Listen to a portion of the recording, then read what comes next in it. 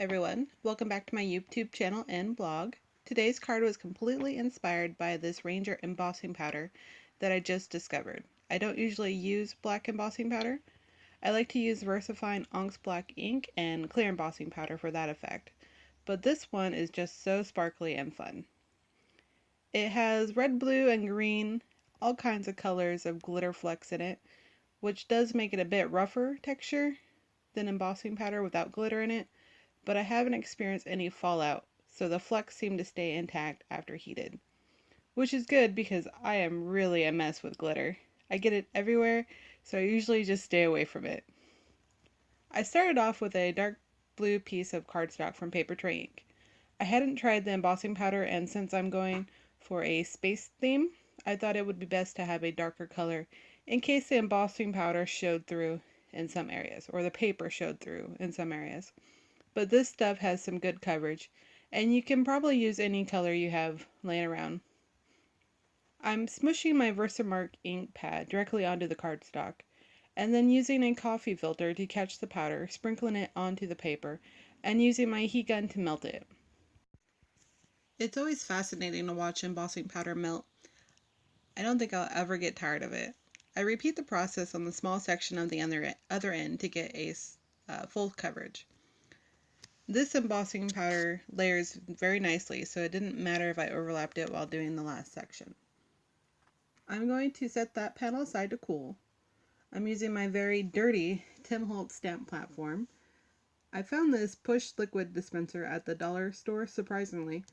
I've put some rubbing alcohol in it so that I can easily take a cloth or a paper towel and clean up my stamp platform and work area.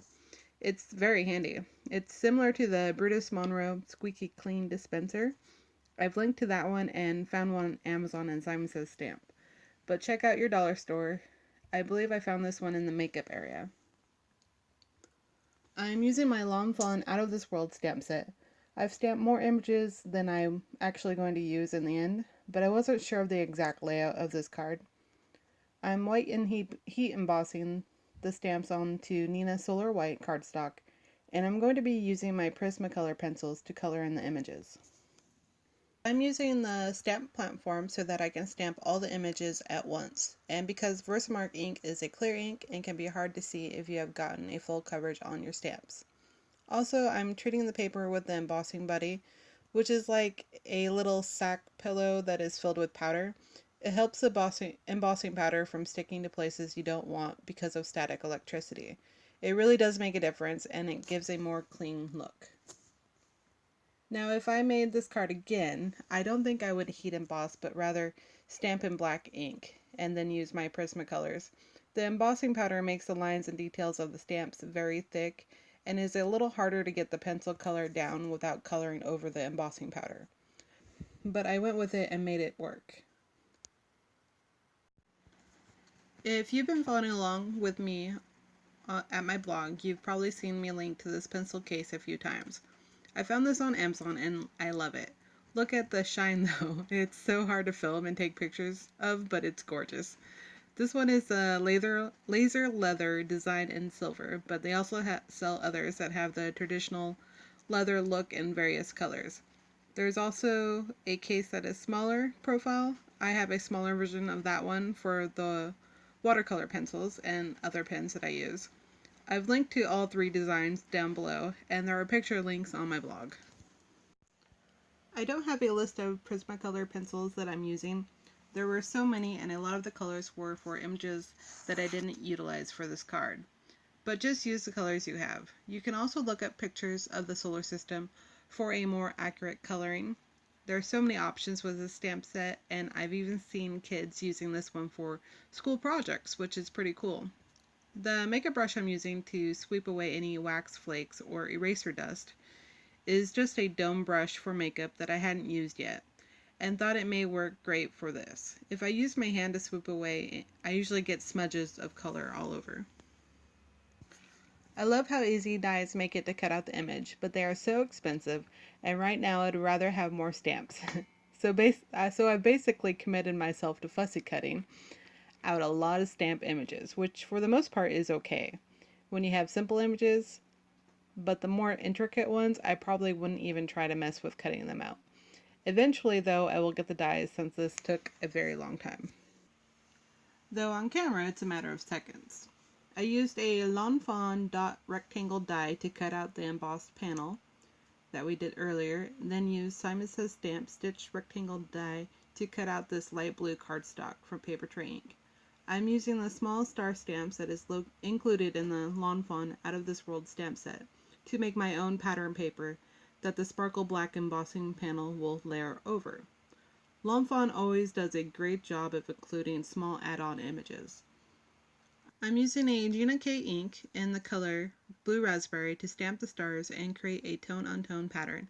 I like to start in the corners and then go out from there. I randomly twist the stars slightly or even flip 180 degrees, just to try to achieve a more random pattern. You could also put these on your stamp platform and stamp the stars in a straight or geometric pattern, but since I'm covering most of this panel up, I thought this would be easier and quicker. My idea was to have a sentiment go across the black sparkle embossed panel. I found a piece of scrap Nina cardstock. I've switched between how I store my scraps. My issue is always these small pieces that I know can be used for something, but they are just too small to put with the larger scraps or full-sized pieces of cardstock. I find what works now is a large mason jar. I leave the lid off and all the small pieces that fit inside go there. I find I use it enough so it doesn't fill up quickly. I used the black sparkle embossing powder again for the sentiment from the Lawn Fawn Out of This World stamp set. It did pretty well for the details of the sentiment. Any smaller or more fine might cause it to blob together. The glitter is chunky and makes it a thick embossing. But for this size of words, it worked well. I'm going to start layering everything together now and put this card together. I decided to use a few of the images that I colored out and cut, but the others I can save for another time. The tweezers just make placing small items like this easier. My go-to adhesive for small items is the multimedia matte glue with the precision tip on it. Then I attach the sentiment with a ATG gun. To add a bit of dimension, I'm going to pop this panel up with a piece of black fun foam. The foam is just acting as a dimensional. You could use the 3M mounting tape. I layered the Stamp Stars background panel onto a 4 1/4 by 5 1/2 A2 size card base, then attached the planet panel with the foam for dimension on last. I wanted to add the little astronaut to the inside with another sentiment. On the insides of cards, I try to keep it simple and do a simple stamping. For this one, I'm using a gray ink from Simon Says Stamp, then using the blue Gina K ink that I used for the stars, and a yellow ink I stamp a sentiment that coordinates with the front. And that's it. I hope you enjoyed today's card. What did you think of the black sparkle embossing powder, or have you used it before? Let me know in the comments. Below this video are links to the products used, and you can also find picture links on my blog. Thank you so much for watching, and if you enjoyed this video, hit subscribe and the thumbs up. I really appreciate it, and I will see you next Friday. Bye!